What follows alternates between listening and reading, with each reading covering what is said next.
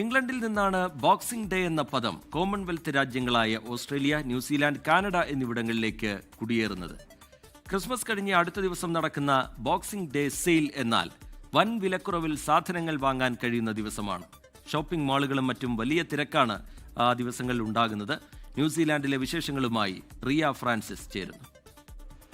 കൈ നിറയെ സാധനങ്ങൾ വാരിക്കൂട്ടുന്ന തിരക്കിലാണ് ന്യൂസിലൻഡ് കിവീസ് എന്ന്. കാരണം ഇന്നിവിടെ ബോക്സിംഗ് ഡേ ആണ്.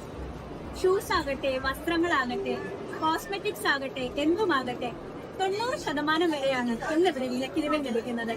എന്റെ ചുറ്റും നിങ്ങൾക്ക് അതിന്റെ തിരക്ക് തന്നെ കാണാൻ സാധിക്കും. ഞാൻ ഇന്നിവിടെ നിൽക്കുന്നത് ഓക്ലൻഡിലുള്ള സിൽവിയ പാർക്കിലാണ്. സിൽവിയ പാർക്കിന്റെ ബോക്സിംഗ് ഡേ വിശേഷങ്ങളാകട്ടെ ഇന്ന്.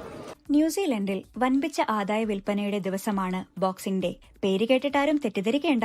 ഡിസംബർ 25-ന്, അതായത് ക്രിസ്മസിന് കിട്ടിയ സമ്മാനങ്ങളുടെ പെട്ടികളെല്ലാം തുറക്കുന്ന ദിവസമാണ് ബോക്സിംഗ് ഡേ. ബോക്സുകൾ തുറക്കുന്ന ദിവസം, ബോക്സിംഗ് ഡേ എന്ന് യൂറോപ്യൻ നാടുകളിലാണ് ആദ്യമായി അറിയപ്പെടാൻ തുടങ്ങിയത്. ന്യൂസിലൻഡിൽ ഏറ്റവും വിലക്കുറവിൽ സാധനങ്ങൾ വാങ്ങാൻ കിട്ടുന്ന ദിവസമാണിത്. ആദായ വിൽപ്പനയുടെ ദിവസം.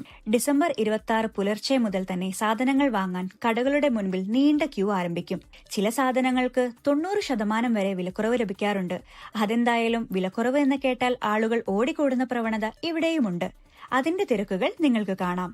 ക്രിസ്മസിന് വിറ്റഴിക്കാതിരുന്ന ഉൽപ്പന്നങ്ങളാണ് ബോക്സിംഗ് ഡേയിൽ ആദ്യകാലത്ത് വിലക്കുറവിൽ വിറ്റിരുന്നത്.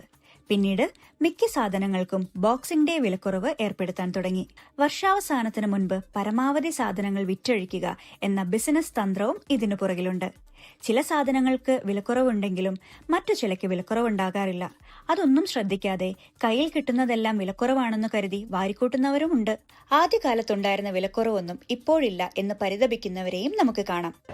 ന്യൂസിലൻഡിലെ കാഴ്ചകളുമായി വീണ്ടും 24 ന്യൂസിനു വേണ്ടി ന്യൂസിലൻഡിൽ നിന്ന് റിയ ഫ്രാൻസിസ്.